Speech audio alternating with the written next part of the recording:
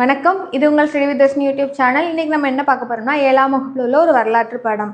இடைக்கால இந்தியாவின் வரலாற்று ஆதாரங்கள் என்னென்ன இருந்திருக்கு அந்த பாடத்தை தான் நம்ம இன்றைக்கி பார்க்க போகிறோம். இது வரைக்கும் நம்ம 6வது வகுப்புல உள்ள எல்லா யூனிட்டையுமே முடிச்சிருக்கோம். அதாவது 6th ஸ்டாண்டர்டில் இருக்க டேர்ம் 1, டேர்ம் 2, டேர்ம் 3ல இருக்க வரலாற்று யூனிட்ஸ்லாம் முடிச்சிருக்கோம். ஒவ்வொரு யூனிட்டாக நம்ம கம்ப்ளீட் பண்ணியிருக்கோம். அதோட பிளேலிஸ்ட் வந்து டிஸ்கிரிப்ஷனில் இருக்க, நீங்கள் செக் பண்ணலாம். நம்ம இது எதுபடி நம்ம போகிறோம் அப்படின்னா 6ஆம் வகுப்புலேருந்து 12ஆம் வகுப்பு வரைக்கும் இருக்கிற வரலாற்று பாடத்தை ஒவ்வொரு நாளாக நம்ம பார்த்துட்டு வரோம். அதாவது தமிழ்நாடு டெக்ஸ்ட் புக்கில் இருக்கிற சமச்சீர் புத்தகத்தை நம்ம ஒவ்வொரு நாளாக பார்த்துட்டு வரோம். அந்த வரிசையில் இன்றைக்கி நம்ம 7ஆம் வகுப்பில் உள்ள ஃபஸ்ட் யூனிட் பார்க்க போகிறோம். உங்களுக்கு இப்போ இன்றைக்கி நீங்கள் இந்த 7ஆம் யூனிட் பார்க்குறீங்க அப்படின்னா மறுநாள், அதாவது இன்றைக்கி இந்த வீடியோ உங்களுக்கு வந்திருக்குன்னா மறுநாள் நீங்கள் இதை ஒரு டெலிகிராம் சேனலோட லிங்க் வந்து டிஸ்கிரிப்ஷனில் கொடுத்துருக்கோம். அதை நீங்கள் கிளிக் பண்ணி அதில் ஜாயின் பண்ணிங்கன்னா உங்களுக்கு டெய்லி வந்து ஒரு 10 கொஸ்டின்ஸ், அதாவது இன்றைக்கி ஒரு வீடியோ வந்திருக்கா மறுநாளைக்கு இந்த பாடத்தில் உள்ள டாபிக்ஸ் ரிலேட்டடாக கொஸ்டின்ஸ் வந்து 10 கொஸ்டின்ஸ் வந்து உங்களுக்கு போல் டெஸ்ட்டாக வரும். நீங்கள் அதை நீங்கள் யூஸ் பண்ணிக்கலாம்.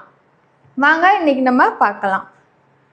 ஃபர்ஸ்ட், இடைக்கால இந்திய வரலாற்று ஆதாரங்கள். இடைக்கால இந்தியாவில் என்னென்ன ஆதாரங்கள்லாம் இருந்திருக்கு, இந்த பாடத்தை எதை பற்றியெல்லாம் இருக்குன்னா என்னென்ன சான்றுகள் கிடச்சிருக்கு, என்ன கட்டிடக்கலை கிடச்சிருக்கு, அதேமாரி அரேபிய துருக்கியர்களோட பயணிகளை பற்றி நம்ம பார்க்க போகிறோம். இங்கே ஃபஸ்ட்டு வந்து அறிமுகத்தில் என்ன கொடுத்துருக்காங்கன்னா இந்திய வரலாற்றில், அதாவது இந்திய வரலாற்று காலத்தை வந்து ஒவ்வொரு டைம் பீரியடாக பிடிச்சிருக்காங்க. அதாவது ஏன்ஷியன்ட், மீடியவல், மாடர்ன், அதாவது பழமை காலம், இடைக்காலம், நெக்ஸ்ட் வந்து மாடர்ன் இந்தியாவை பிடிச்சிருப்பாங்க. ஸோ இந்த இடைக்கால இந்தியாவை, அதாவது மிடியவல் இந்தியா, இடைக்கால இந்தியாவை 2 பகுதியாக பிரிக்கிறாங்க. ஒன்று ஏர்லி மிடியவல், இன்னொன்று வந்து லேட்டர் மிடியவல். அதாவது ஏர்லி மிடியவல்ங்கிறது தொடக்க இடைக்கால இந்திய வரலாறு, லேட்டர்ங்கிறது பின் இடைக்கால இந்திய வரலாறு. இதோட காலகட்டத்தை தான் நமக்கு கொடுத்துருக்காங்க. ஸோ இதோட காலகட்டம் பார்த்தோம்னா கிபி 700லேருந்து 1200. அதாவது இப்போ உங்களுக்கு இந்த காலம் இருக்குன்னு வச்சுக்கோங்க. இப்போ கிபி 700 இதுக்கு முன்னாடி உள்ள காலம்லாம் பழமையான வரலாறு, ஏன்ஷியன்ட் நம்ம சொல்லுவோம். இதுக்கு கிபி 700க்கு அடுத்து 1200 கிபி வரைக்கும் உள்ள காலம் தொடக்க இடைக்கால வரலாறு. இதுக்கு அடுத்து உள்ள காலம் பார்த்தோம்னா 1200லேருந்து 1700 உள்ள காலத்தை இடைக்கால வரலாறு.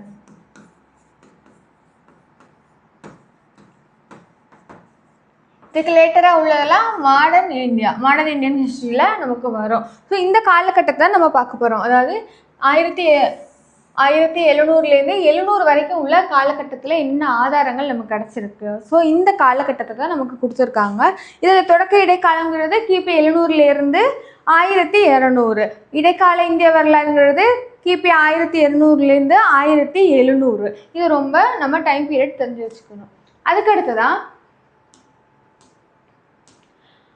அறிமுகத்தில் இடைக்கால இந்தியாவில் எப்படி நமக்கு சான்றுகள் கிடைக்குதுன்னா நிறைய பயணிகள் வந்திருப்பாங்க. நிறைய ரூலர்ஸோட டைம் பீரியடில் அவங்க ஆதரித்த அறிஞர்கள்லாம் பல புத்தகங்களை எழுதியிருப்பாங்க. அதுக்கடுத்த கல்வெட்டுகள், அவங்க செஞ்ச கட்டிடம்னா உருவாக்கிய கட்டிடங்கள், கோவில்கள், செப்பு பட்டயங்கள், இதெல்லாம் தான் நமக்கு ஆதாரங்களாக இருக்கும். அதை நமக்கு கொடுத்துருக்காங்க. கல்வெட்டுகள், செப்பு பட்டயங்கள், நினைவு சின்னங்கள், நாணயங்கள், இதெல்லாம் நமக்கு சான்றாக இருக்குது.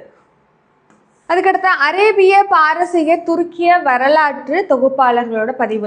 யாரோடனா அரேபிய, துருக்கிய வரலாற்று தொகுப்பாளர்களோட பதிவுகள்லாம் நமக்கு சான்றாக விளங்குது.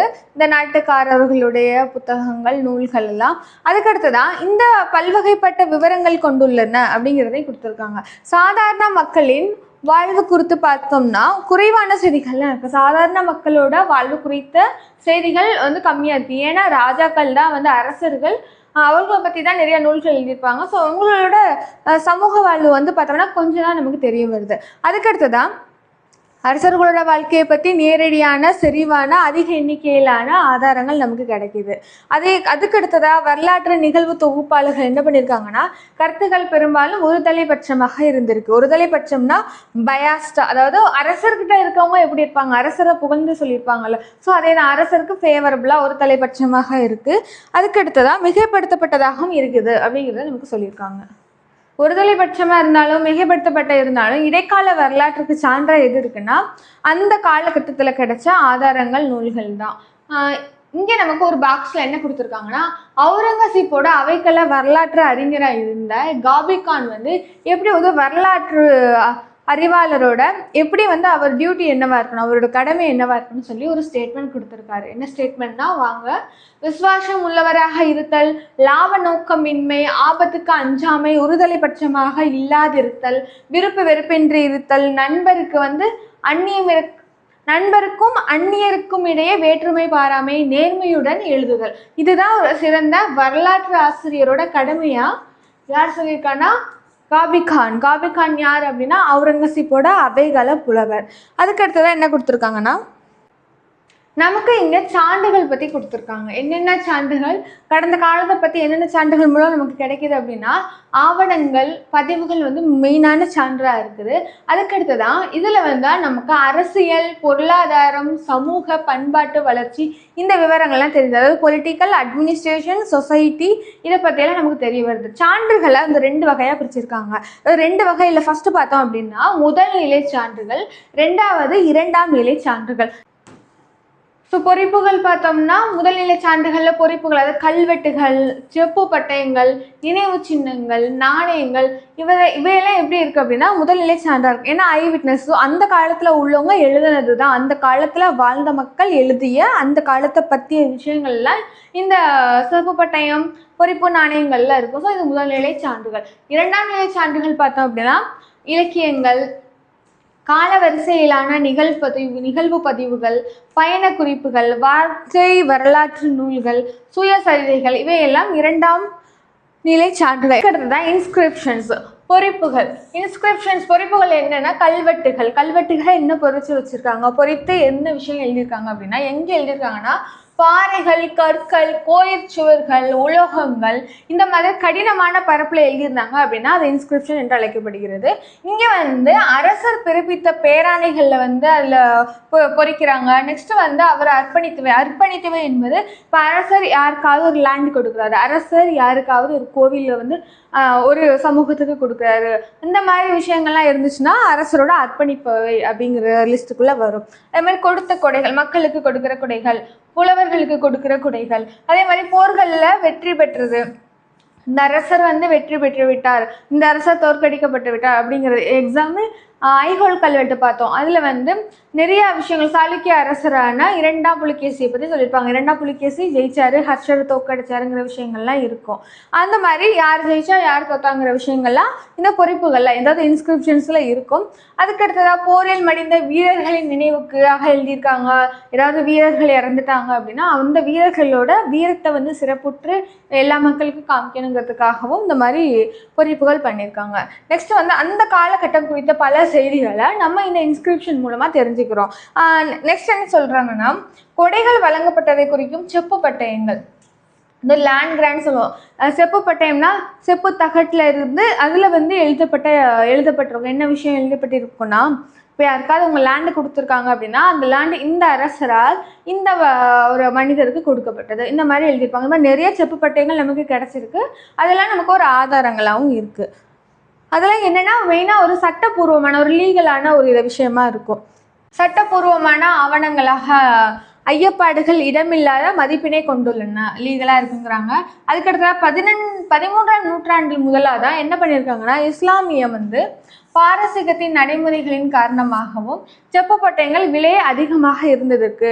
ஸோ அதனால என்ன ஆகுதுன்னா குறைந்த செலவிலான பனை ஓலைகளை வந்து பயன்படுத்தியிருக்காங்க. பனை ஓலை, காகிதம். என்ன சொன்னால் இஸ்லாமியனாலையும் பாரசீகத்தில் பயன்படுத்துகிற ஒரு பண்பாட்டினாலையும் செப்பு பட்டயம் வந்து அதிக விலைக்காக விற்கப்பட்டதுனால என்ன இருக்குன்னா செப்பு பட்டயத்தை விட்டுட்டு ஓலைச்சுவடி, அதாவது பனை ஓலையிலான ஓலைச்சுவடி, காகிதம் இவைகள் எல்லாம் பயன்படுத்தியிருக்காங்க அந்த காலத்து மக்கள். அதாவது தொடக்க இடைக்கால இந்தியா மக்கள் வந்து செப்பு பட்டயத்துக்கு மாற்றாக இதை வந்து பயன்படுத்தியிருக்காங்க. இதுதான் பாறை பொறிப்பு, அதாவது இன்ஸ்கிரிப்ஷன்ஸ். அதுக்கடுத்துதான் பிற்கால சோழர்கள் காலத்தில் 10 முதல் 13ஆம் நூற்றாண்டு காலத்தில் என்ன பண்ணியிருக்காங்கன்னா செப்பு பட்டய கொடைன்னு வந்து கொடுத்துருக்காங்க. அதாவது செப்பு பட்டய கொடைனா செப்பு பட்டயத்தை ஒரு சாட்சியாக வச்சு கொடைகளை வந்து கொடுத்துருக்காங்க. அது ஆவணமாக வந்து அந்த செப்பு பட்டயம் பயன்படுத்தப்பட்டுள்ளது. இங்கே யார் யாருக்கு அந்த செப்பு பட்டயம் கொடுத்துருக்காங்கன்னா இந்து, பௌத்த, சமண சமயத்தை சார்ந்த குருமார்கள், துறவிகளுக்கெல்லாம் வந்து புகழ்பெற்ற மனிதர்களுக்கெல்லாம் இந்த கொடையை வழங்கியிருக்காங்க. கொடை வழங்கினவங்களுக்கெல்லாம் செப்பு பட்டயம் வந்து வழங்கியிருக்காங்க. என்னென்ன கொடை வழங்கியிருக்காங்க அப்படிங்கிறத பார்ப்போம்.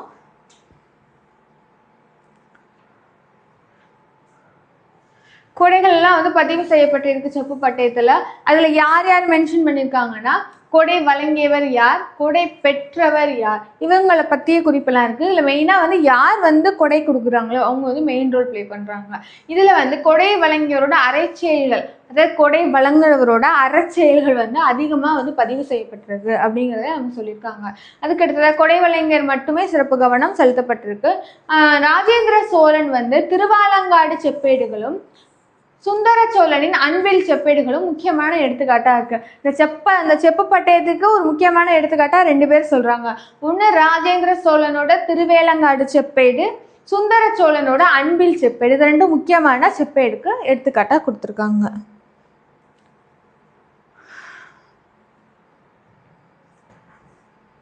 அதுக்கடுத்துதான் காஞ்சிபுரத்தில் ஒரு உத்தரமேரூர் கல்வெட்டு கிடச்சிருக்கு. ஸோ அந்த உத்தரமேரூர் கல்வெட்டில் கிராம நிர்வாகம் எப்படி இருந்தது, லோக்கல் கவர்மெண்ட் சிஸ்டம் வந்து காஞ்சிபுரத்தில் சோழர் காலத்தில் எப்படி இருந்தது அது வந்து பற்றி விளக்குற ஒரு கல்வெட்டு தான் உத்தரமேரூர் கல்வெட்டு. சோழ அரசர்கள் வந்து பல வகையான செப்பு பட்டயங்கள், பல வகையான கொடைகளை வந்து கொடுத்துருக்காங்க.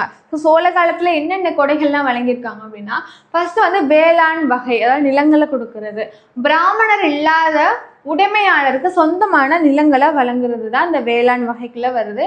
நெக்ஸ்ட் இந்த பிரம்மதேயம், செப்பு பட்டயத்தில் பிரம்மதேயம் என்பது பிராமணர்களுக்கு கொடுக்கறது தான் இந்த பிரம்மதேயம். பிராமணர்களுக்கு நிலத்தை கொடையா கொடுப்பது.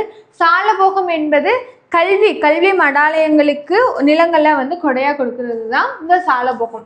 தேவதானம் என்பது கோவில்களுக்கு நிலத்தை கொடையா வழங்குவது தேவதானம். பள்ளிச்சந்தம் என்பது சமண சமய சமணர்களுக்கு கொடுக்கறது தான் இந்த பள்ளிச்சந்தம் என்று அழைக்கப்படுகிறது. இது எல்லாமே ஒரு கொடையா கொடுக்கறது தான், ரொம்ப முக்கியம். இன்னொரு தடவை நான் வந்து உங்களுக்கு சொல்றேன். வேளாண் வகைங்கிறது பிராமணர் அல்லாத மக்களுக்கு கொடுக்கறது, நிலத்தை கொடையா கொடுக்கறது. பிரம்மதேயம் என்பது பிராமணருக்கு நிலத்தை கொடையா கொடுப்பது. சாலபோகம் என்பது கல்வி மடாலயங்களுக்கு நிலத்தை கொடையா கொடுப்பது. தேவதானம் என்பது கோவில்களுக்கு கொடுக்கறது. பள்ளி சந்தம்ங்கிறது சமண சமய ஒரு அமைப்பிற்காக கொடுக்கறது தான் இந்த பள்ளி சந்தம். ஸோ இதை பற்றி நமக்கு ப்ரீவியஸ் இயர் கொஸ்டின்ஸ் இருக்குது. ஸோ இதை வந்து நம்ம நல்லா ஞாபகம் வச்சுக்கணும்.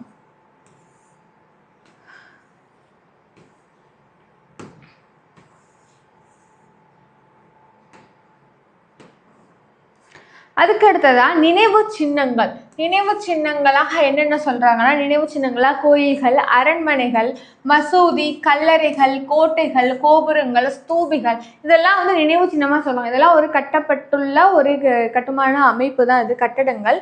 இங்கே டெல்லி சுல்தான் வந்து புது வகையான கட்டடக்கலையை வந்து அறிமுகப்படுத்தியிருக்காரு அப்படிங்கிறத சொல்றாங்க. பேசிக்காக நினைவு சின்னம் வந்து எப்படி வந்து தெரிஞ்சுக்கிறாங்க அப்படின்னா, இப்போ ஒரு கோட்டையோ இல்லை ஒரு மசூதியோ இருக்குன்னா அந்த இடத்த யார் கட்டியிருக்கா அப்படிங்கிற நேமும் நமக்கு தெரியும். அப்போ அந்த இடத்துல எந்த மாதிரி ஃபீச்சர்ஸ்லாம் இருக்குது, எந்த மாதிரி ஸ்கல்ப்சர்ஸ் இருக்குது, எந்த பாணியை ஒத்து இருக்குது, எந்த காலத்தை சேர்ந்த பொருட்களை கட்டியிருக்காங்க, எந்தெந்த பொருட்களை கட்டியிருக்காங்க, இதெல்லாம் வச்சு தான் நம்ம இடைக்கால இந்திய அரசர்கள் எப்படி வந்து அந்த காலத்தில் எக்கனாமி இருந்திருக்கு, அதே மாதிரி எந்த மாதிரி அவங்க கலைபாணி வளர்த்துருக்காங்க, அந்த கலைபாணி உண்மையில அந்த இடத்துலேருந்து உருவானதா இல்லை வேறு நாட்டிலேருந்து வேறு பகுதி மக்கள்லேருந்து அது வந்ததா அப்படிங்கிற விஷயங்கள்லாம் நம்ம இந்த கட்டிடக்கலையை வச்சு நம்ம தெரிஞ்சுக்கலாம். அதே மாதிரி ஒவ்வொரு அரசரும் ஒவ்வொரு விதமான கலைக்கு வந்து பங்களிப்பு செஞ்சுருப்பாங்க. ஸோ அவங்கள பற்றி நம்ம தெரிஞ்சுக்கலாம்.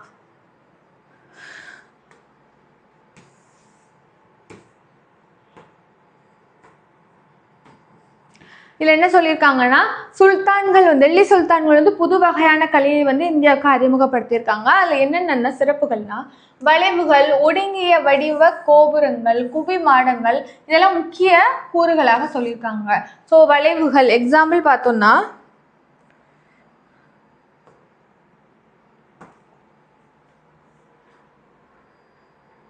ஸோ அதாவது சுல்தானியர்கள் காலத்தில் தான் பார்த்தோம் அப்படின்னா பில்டிங்கில் ஸோ இந்த மாதிரி வளைவுகள், அதுக்கு அடுத்ததாக குவி மாடங்கள், இதெல்லாம் சுல்தானியர் காலத்தில் ஃபாலோ பண்ண ஒரு டிசைன்ஸ் தான் வந்து இந்த ஷேப்ஸ் எல்லாம்.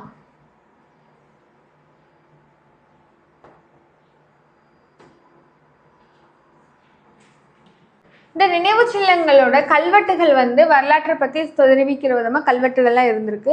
அதுக்கடுத்ததான் மத்திய பிரதேசத்தில் இருக்க கஜுராஹோ என்ற இடத்துல இருக்க கோவில், கஜுராஹோ கோவில்.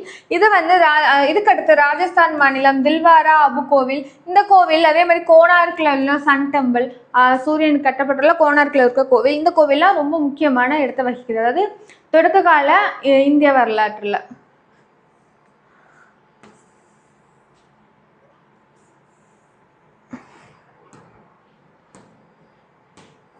இந்த தொடக்க கால இடைக்கால இந்திய வரலாற்றில் வேறு என்னெல்லாம் இருக்குது அப்படின்னா, தஞ்சாவூரில் இருக்க பிரகதீஸ்வரர் கோவில், அதே மாதிரி கங்கை கொண்ட சோழபுரம், தாராசுரம். கங்கை கொண்ட சோழபுரம் ரீசெண்டாக நம்ம நியூஸில் நிறையா இருக்குது. இது வந்து யுனெஸ்கோ ஹெரிட்டேஜ் லிஸ்ட்லேயே வந்து சேர்த்துருக்காங்க. அதுக்கடுத்து தாராசுரம், இதெல்லாம் சோழர்கள் காலத்தில் கட்டின கோவில்கள். அதுக்கடுத்து தான் யார் கட்டியிருக்காங்கன்னா பிற்கால சோழர்கள் வந்து தமிழ்நாட்டில் கட்டியிருக்காங்க அப்படிங்கிறத சொல்லியிருக்காங்க. இதுதான் தில்வாரா கோவில், அபுகுண்டில் இருக்கிறது. அதுக்கடுத்துதான் ஹம்பி, விஜயநகரில் இருக்கிற ஒரு கோவில்.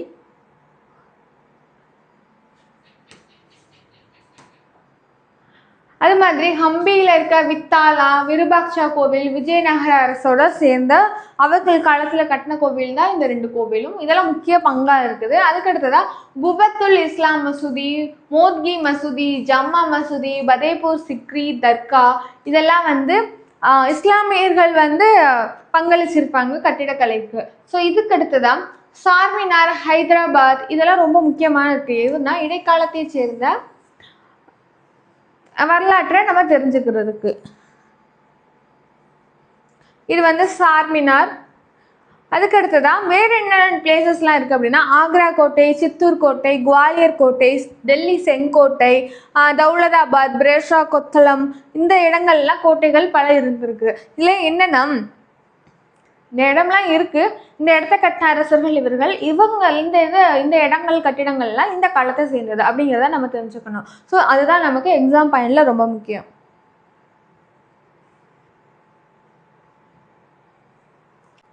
ஜெய்ப்பூர், ஜெய்சால்மர், ஜோத்பூர், இந்த இடத்துல இருக்கிற அரண்மனைகள் ராஜபுத்திரர்களோட மேன்மைக்கான அடையாளமாக இருக்குது. ராஜபுத்திரர்களை பற்றி நம்ம தெரிஞ்சுக்கிறது எங்கெங்கன்னா ஜெய்ப்பூர், ஜெய்சால்மர், ஜோத்பூர் இருக்கிற அரண்மனைகள். அதுக்கடுத்ததான் குதும்பினார் அலைதர் வாசா, இந்த கட்டடக்கலை வந்து எல்துமிஷ் பால்பன் ஆகியோரோட கல்லறைகள், முகலாய அரசுகளின் கல்லறைகள், இதெல்லாம் வந்து ரொம்ப முக்கியமான கட்டிடக்கலையாக கருதப்படுகிறது. அதுக்கடுத்து வட இந்தியாவில் உள்ள ஒரு நகரம், பாலனி நகரம், பெரஷாபாத் அண்ட் துக்லாபாத். நெக்ஸ்ட் வந்து தென்னிந்தியாவில் பார்த்தோம்னா ஹம்பி. இதெல்லாம் இடைக்கால இந்திய வரலாற்றுக்கு முக்கிய சான்றுகளாக இருக்குது. எது ஜெய்சால்மர், ஜோத்பூர் அரண்மனை, குதும்பினார் அலைதர் வாசா, பெரஷாபாத், துக்லாபாத். அதுக்கடுத்து பார்த்தோம்னா அந்த முகலாயர்கள் கல்லறை, இல்துமிஷ் பால்பன் கல்லறைகள், இதெல்லாம் வந்து ரொம்ப இடைக்கால இந்தியாவுக்கு ஒரு முக்கிய சான்றாக இருக்குது. வேறு என்ன சான்றுகள் இருக்குன்னா, நாணயங்கள் ஒரு முக்கியமான சான்று. இந்த இடைக்கால இந்தியா, தொடக்க இடைக்கால இந்தியாவில் எப்படி நாணயங்கள் சான்றாக இருக்குன்னா, நாணயங்களில் பொறிக்கப்பட்ட உருவம், படங்கள், அரசர்களுடைய பெயர்கள், பட்டங்கள், அவங்களோட உருவப்படங்கள், நிகழ்வுகள், இடங்களின் பெயர்கள், காலங்கள், அரச வம்சத்தின் பெயர்கள், அரச சின்னங்கள், இதெல்லாமே நாணயங்கள் மூலமாக நம்ம தெரிஞ்சுக்கிற வரலாற்றை பற்றி தெரிஞ்சுக்கிற முக்கியமான விஷயங்கள். இதெல்லாம் நமக்கு இதை வச்சு நம்ம அந்த காலத்தில் எப்படி இருந்திருக்காங்க, அந்த காலத்தில் பொருளாதாரம் எப்படி இருந்திருக்கு, அந்த காலத்தில் பொலிட்டிக்கலாக எப்படி வந்து ஆட்சி பண்ணியிருக்காங்க, யார் ஆட்சி பண்ணியிருக்காங்க அப்படிங்கிறது நமக்கு தெரிய வருது. நெக்ஸ்ட் அரசர்களோட இராணுவ படையெடுப்புகள், பிரதேச விரிவாக்கம், வணிக தொடர்பு, சமய நம்பிக்கைகள் போன்றவையும் நாணயங்களில் வந்து இடம்பெற்றிருக்கு. அதுக்கு ஒரு மெயினான அதுக்கு ஒரு எக்ஸாம்பிளாக நமக்கு முகமது கோரியை சொல்லியிருக்காங்க. முகமது கோரி ஒரு இஸ்லாமிய ஃபாலோ பண்ணுற ஒரு அரசர். இவர் வெளியிடப்பட்ட தங்க நாணயத்தில் ஹிந்து தெய்வமான லட்சுமியோட உருவம் பொறிச்சிருக்கு. அதுக்கடுத்து அதோட பெயரையும் வந்து அதில் பொறிச்சிருக்கு. அதுதான் இந்த லட்சுமி உருவம் பொறித்த கோரியோட நாணயம்.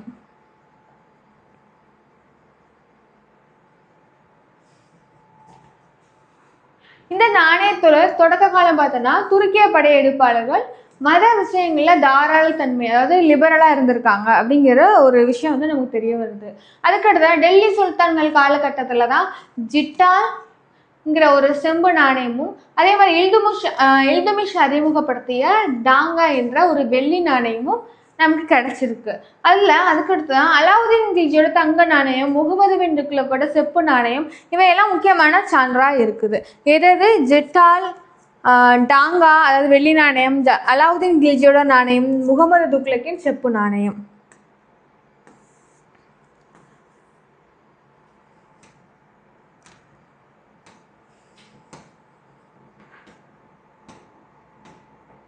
இங்கே ஒரு பாக்ஸ் கொடுத்துருக்காங்க. ஜிட்டாலுங்கிறது ஒரு செப்பு நாணயம். இந்த ஜிட்டாலுங்கிறது 3.6 வெள்ளி குன்றுமணிகளை கொண்டிருக்கிறது தான் ஒரு ஜிட்டால். 48 ஜிட்டாலுங்கிறது ஒரு வெள்ளி டாங்காவுக்கு சமமாக, அதாவது 48 ஜிட்டாலுங்க ஈக்குவல் டு ஒரு வெள்ளி, அதாவது டாங்காங்கிறது வெள்ளி நாணயம். ஸோ டாங்கா இதுக்கு சமம் அப்படிங்கிறத இந்த பாக்ஸில் கொடுத்துருக்காங்க. சமய இலக்கியம் என்ன சொல்கிறாங்கன்னா, தொடக்கத்தில் தென்னிந்தியாவிலும் பின்னர் வட இந்தியாவிலும், அதாவது பக்தி இயக்கம்ங்கிறது தொடக்கத்தில் தென்னிந்தியா சவுத் இந்தியாவில் ஆர்ஜின் ஆகுது, தொடங்குது. ஸோ அது ரிலேட்டடாக என்ன ஆகும்னா வட இந்தியா ஃபுல்லாக ஸ்ப்ரெட் ஆகும் இந்த பக்தி இயக்கம். ஸோ இந்த பக்தி இயக்கத்தினால என்ன ஆகும்னா பக்தி இலக்கியங்கள் டெவலப் ஆகிருக்கும். பக்தி இலக்கியங்கள் என்னென்ன டெவலப் ஆகிருக்கு அப்படின்னா, சோழர்கள் காலத்தில் உள்ள அதோடு என்ன சொல்றாங்கன்னா, சோழர்களின் காலம் பக்தி இலக்கியங்களின் காலம் என்றும் அழைக்கப்படுகிறது. ஏன் பக்தி இலக்கியங்களின் காலம்? நிறையா பக்தி இலக்கியங்கள் நிறையா எழுதப்பட்டிருக்கும். அது எடுத்துக்காட்டாக எதை சொல்றாங்கன்னா, கம்பராமாயணம், சேக்கிலாரோட பெரிய புராணம், 12 ஆழ்வார் இயற்றப்பட்ட 4000 திவ்ய பிரபந்தம். அது யார் தொகுத்திருப்பாருன்னா நாதமுனியா தொகுத்திருப்பாரு. அதுக்கடுத்துதான் நாயன்மார்கள், 63 நாயன்மார்கள், 4000 திவ்ய பிரபந்தம், அப்பர், சம்பந்தர், சுந்தரர் இவங்களோட இயற்றப்பட்ட நம்பியாண்டார் நம்பி என்பவர் தொகுத்திருப்பாரு. அந்த நூல் தான் தேவாரம். தேவாரத்துக்கு அடுத்து மாணிக்க வாசகரின் திருவாசகம். இந்த நூல்லாம் பக்தி இலக்கியங்கள், சமய இலக்கியங்கள்ல ஒன்றா வருது. என்னென்னு நான் திரும்ப சொல்றேன். சோழர்கள் காலம் பக்தி இலக்கிய காலம் என்று அழைக்கப்படுகிறது. என்னென்ன நூல்னா கம்பராமாயணம், பெரிய புராணம், 4000 திவ்ய பிரபந்தம், தேவாரம், திருவாசகம். இந்த நூல்கள்லாம் இயற்றப்பட்டுள்ளது. ஜெயதேவரோட கீதா கோவிந்தம் 12ஆம் நூற்றாண்டை சேர்ந்தது. அதுக்கடுத்த தென்னிந்திய பக்தி இலக்கிய மரபோட தொடர்ச்சியாக இந்த கீதா கோவிந்தம் இருக்குது. 15ஆம் நூற்றாண்டுல இறைநிலை உணர்வு பெற்ற கவிஞரான கபீர்தாஸ் பக்தி இயக்கத்தினால் அட்ராக்ட் பண்ணப்பட்டிருக்கார் அப்படிங்கிறத சொல்லியிருக்காங்க. அதாவது கபீர் தாஸ் பக்தி இலக்கியத்தை ஃபாலோ பண்ணியிருக்காரு, பக்தி மூமெண்ட்டை. நெக்ஸ்ட் சமய சார்பற்ற இலக்கியம். முதலே பார்த்தா சமய இலக்கியம், அடுத்து சமய சார்பற்ற இலக்கியம், செக்யூலர் டெக்ஸ்ட். இங்கே கங்காதேவியினால் எழுதப்பட்ட மதுரா விஜயம், கிருஷ்ணதேவராயர் எழுதின அமுக்த மால்விதா, இந்த இலக்கியங்கள்ல சமய சார்பற்ற இலக்கியம். இதெல்லாம் அந்த பேரரசரோட நிகழ்வுகளை தொகுத்து வழங்கியிருக்காங்க. அதுக்கு அடுத்ததான் சந்த் பார்தை எழுதிய பிருத்திவிராஜ ராசோ எழுதினது யாருன்னா சந்த் பார்தை.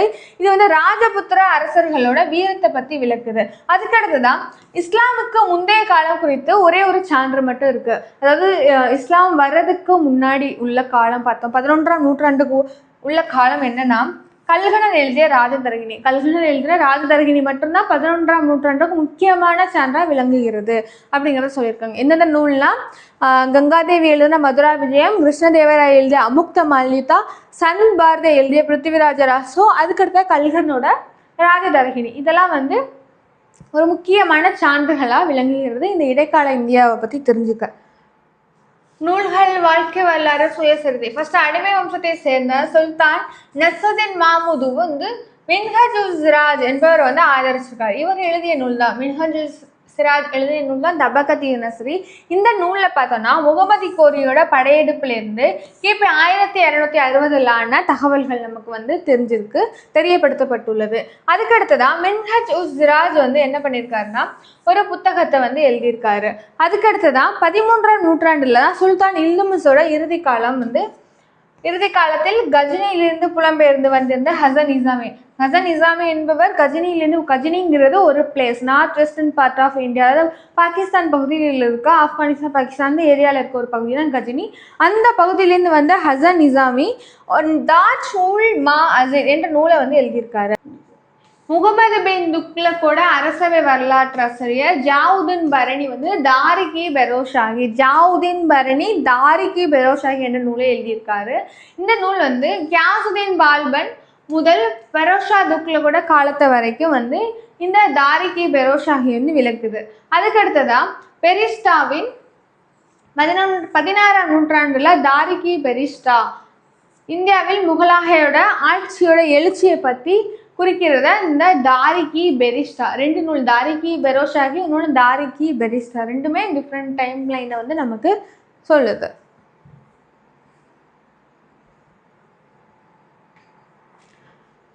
நமக்கு ஒரு பாக்ஸ் கொடுத்துருக்காங்க. இதில் தபக்கத் என்பது அரேபிய சொல். தபக்கத் என்பது அரேபிய சொல்.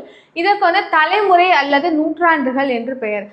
இது ஏன் சொல்லியிருக்காங்க அப்படின்னா, தபக்கத்தி நஸ்ரி, தபக்கத்தி அப்படிங்கிற வார்த்தையோட நூல்கள் தொடங்கும். அந்த தபக்கத்தோட பொருள் வந்து என்னன்னா தலைமுறை அல்லது நூற்றாண்டு என்ற பொருள். இது சொல் வந்து அரேபிய சொல்.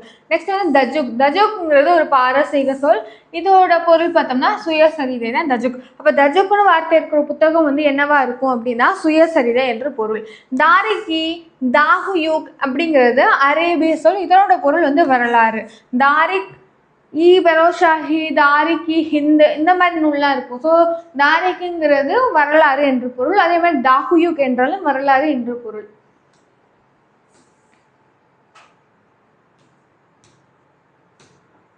பதினாறாம் நூற்றாண்டுல பாபர் வந்து ஒரு நூல் எழுதியிருக்காரு. பாபரை பத்தி ஒரு நூல் வந்திருக்கு. அது என்ன, பாபர் நாமா.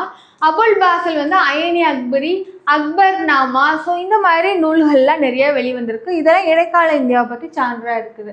அதுக்கடுத்துதான் 17ஆம் நூற்றாண்டுல தன்னோட வாழ்க்கை நினைவுகளாக ஜஹாங்கீர் வந்து தசுக்கி ஜஹாங்கிரி என்ற நூலை எழுதியிருக்காரு. அதுக்கடுத்துதான் இது ஒரு சுயசரிதையாக இருக்கு. நெக்ஸ்ட் வந்து நிஜாமுதீன் அகமத் என்பவரால் தபக்கத்-இ அக்பரி என்ற நூல் வந்து எழுதப்பட்டுள்ளது. யார் யார் எழுதியிருக்காங்க, எந்தெந்த நூல் எழுதியிருக்காங்க, அந்த நூல் வந்து யாரை பற்றியது, யாரோட காலத்தை சேர்ந்தது அப்படிங்கிறது நமக்கு தெரிஞ்சுக்கணும். அதுக்கடுத்துதான் தாரிக்-இ பதானி. அதாவது பதானி எழுதிய மற்றொரு நூல் தான் வந்து தாரிக்-இ பதானி. இது வந்து யாரை பற்றினா பதானியோட வரலாறை பற்றியதுதான். அதுக்கடுத்துதான் 1595 வெளியிடப்பட்டிருக்கு. இந்த நூல் 3 தொகுதிகளா வந்து வெளியிடப்பட்டிருக்கு. நெக்ஸ்ட் அக்பருடைய ஆட்சியை பற்றி பேசுகிற தொகுதி தான் அவரோட நிர்வாகம் தொடர்பாக, குறிப்பாக மத கொள்கை குறித்து, ஒளிவு மறைவின்றி நல்ல எல்லா விஷயத்தையும் வந்து நல்லா சொல்லியிருக்கு அப்படிங்கிறத சொல்லியிருக்காங்க. நெக்ஸ்ட் வந்து பயணிகளும் பயண நூல்களும். இதெல்லாம் 13ஆம் நூற்றாண்டு தமிழகத்தில் பாண்டிய அரசு வலிமை வாய்ந்த அரசாக இருந்திருக்கு. அப்போதான் வெனிஸ் நாட்டை சேர்ந்த ஒரு பயணி மார்க்கோ போலோ, வெனிஸ் நாட்டை சேர்ந்த பயணி மார்க்கோ போலோ வந்திருக்காரு. அப்போ தமிழகத்தில் இருந்த காயல்ங்கிறது தூத்துக்குடி மாவட்டத்தில் இருக்க ஒரு பிளேஸு. இந்த பிளேஸ்க்கு வந்து 2 தடவை வந்திருக்காரு. யாருன்னா மார்க்கோ போலோ. நெக்ஸ்ட்டு இந்த காலத்தில் காயல் துறைமுகம் அரேபியாவிலிருந்தும் சீனாவிலிருந்தும் வந்த கப்பல்களால் நிரம்பி துறைமுகப்பட்டினமாக இருந்திருக்கு. அந்த காயல் நகர் எப்படி இருந்திருக்கு அப்படிங்கிறத சொல்கிறாங்க. அந்த காயல் நகர் எப்படி இருந்திருக்குன்னா, சீனா மற்றும் அரேபியாவிலேருந்து வர கப்பல்கள்லாம் நிறைய அந்த இடத்துல வந்து இருந்து அதுக்கு அடுத்தது வணிகம் பண்ணால் போயிருக்கு அப்படிங்கிறத சொல்லியிருக்காங்க. ஸோ காயல் துறைமுகமாக இருந்திருக்கு. அதுக்கடுத்துதான் அரேபியாவிலிருந்தும் பாரசீகத்திலிருந்தும் நிறைய ஆயிரக்கணக்கான குதிரைகள் வந்து தென்னிந்தியாவில் கடல் வழியாக இறக்குமதி செய்யப்பட்டுள்ளது. இந்த குறிப்பையும் வந்து சொல்லியிருக்காங்க. நெக்ஸ்ட் வந்து இந்த மார்க்கோ போலோ இந்த 2 விஷயம் சொல்லியிருக்காரு. மார்க்கோ போலோ என்னென்ன சொல்லியிருக்காருன்னா, காயலோட துறைமுகமாக இருந்திருக்குங்கிறதையும், நெக்ஸ்ட் வந்து இந்தியாவில் குதிரைகள் வந்து நம்ம தென்னிந்தியாவில் இறக்குமதி செஞ்சுருக்கோம். யார் யார்கிட்டனா அரேபியா, பாரசீகம். இது மூலம் என்ன, அரேபிய மற்றும் பாரசீகர்களோட தென்னிந்திய அரசுகள் என்ன பண்ணியிருக்காங்கன்னா வணிகம் வச்சிருந்திருக்காங்க.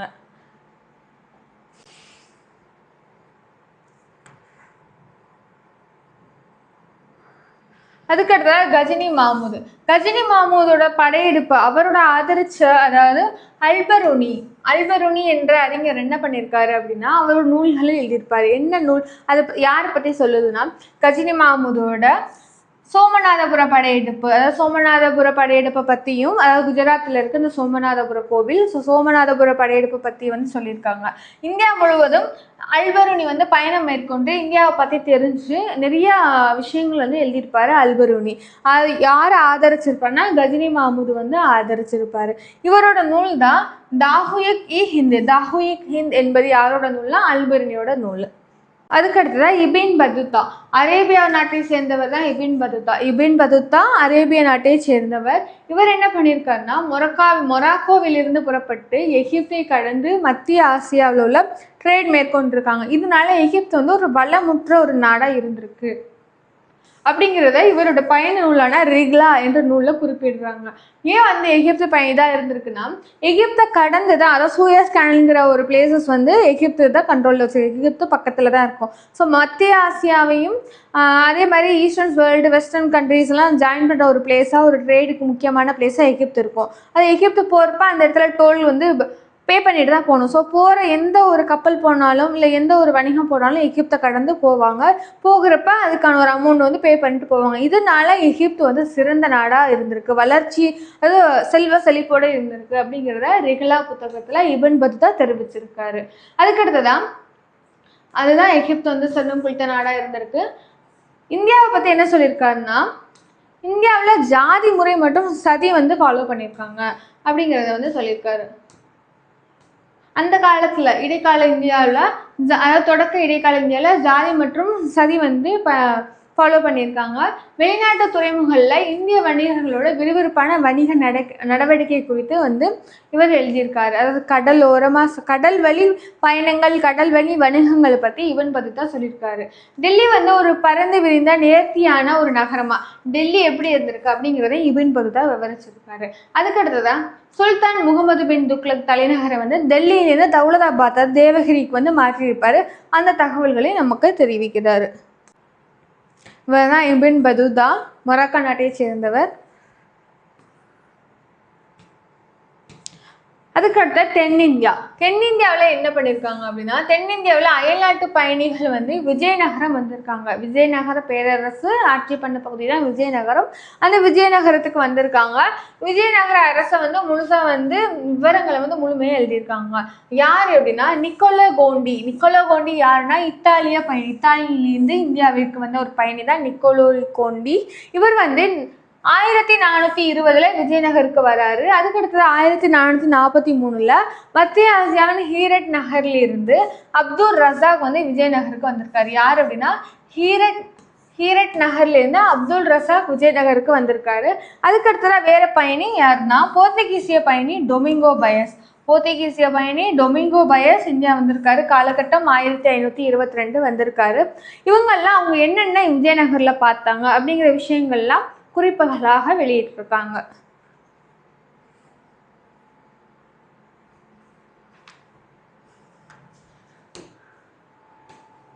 அதுக்கடுத்ததான் பாடத்தோட சுருக்கம் சம்மரி கொடுத்துருக்காங்க. கிபி 700லேருந்து கிபி 1200 வந்து தொடக்க இடைக்கால இந்தியா என்ற காலகட்டத்தையும், 1200 அதுலேருந்து 1700 வரையிலான காலகட்டத்தை இடைக்கால இந்தியா என்றும் நம்ம சொல்லியிருப்போம். அதுக்கு சான்றுகள் வந்து என்னென்ன அப்படின்னா, முதல்நிலை சான்றுகள் கல்வெட்டுகளில் இருக்கிறதெல்லாம் முதல்நிலை சான்றாகவும், இரண்டாம் நிலை சான்றுகளாக நிறைய சுயசரிதை புத்தகங்கள் நூல்களை இரண்டாம் சான்றாக நம்ம பார்த்தோம். நெக்ஸ்ட் வந்து கற்கள், பாறைகள், கோவில் சுவர்கள்லாம் பொறிப்புகள் இருந்திருக்கு. அரசு ஆணைகள், அதோட நிகழ்வுகள், அதுக்கடுத்த செப்பு பட்டயங்கள், இதெல்லாம் என்னவா இருக்கு அப்படின்னா இடைக்கால இந்தியாவையும் தொடக்க இடைக்கால இந்தியாவை பற்றி தெரிஞ்சுக்கிற முக்கிய சான்றுகளாக அமைஞ்சிருக்கு. அதுக்கடுத்ததான் தொடக்க இடைக்கால நினைவு சின்னங்களாகவும், நினைவு சின்னங்களான முகலாயர் கால கோவில்கள், அரண்மனைகள், மசூதிகள், கோட்டைகள், ஸ்தூபிகள், கோபுரங்கள், கல்லறைகள், இதெல்லாம் வந்து நம்ம இப்போ பார்த்தோம். ஸோ இதான் வந்து 7ஆம் வகுப்பில் இருக்க ஒரு யூனிட். உங்களுக்கான ஒரு கேள்வி, அல்பருனி என்ற அறிஞர் எழுதிய நூல் எது அப்படிங்கிறத கமெண்ட் பண்ணுங்கள். Thank you so much. நாளைக்கு நம்ம 7ஆம் வகுப்பில் இருக்க அடுத்த பாடத்தை வரலாற்றில் உள்ள அடுத்த பாடத்தை பார்க்கலாம். நன்றி, வணக்கம்.